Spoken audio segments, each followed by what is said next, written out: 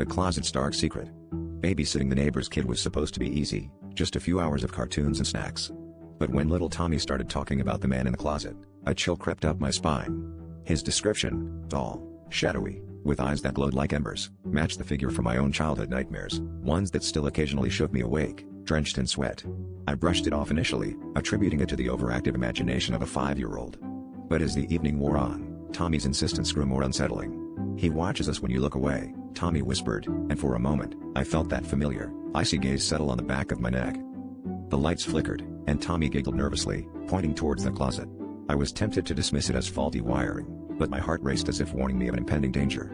I decided to confront this fear, to prove to myself that it was all in my head. As I approached the closet, each step felt like wading through thick, invisible sludge. I hesitated, my hand hovering over the doorknob, when Tommy's voice piped up again. "He doesn't like it when you look at him." The room felt colder, and I could hear my heart beat like a drum in my ears. Summoning all my courage, I yanked the closet door open. For a second, all I saw were coats and toys. Relief washed over me, only to be shattered by a sudden, inexplicable force that knocked me backward, leaving me sprawled on the floor. Tommy's laughter turned to screams as the room darkened, and for a brief, horrifying moment, I saw those glowing eyes peering from the shadows, just before the light snapped back on. Tommy was sobbing, pointing at the now empty closet. The air felt thick, charged with a presence that made my skin crawl. I grabbed Tommy, and we fled to his parents' room, locking the door behind us.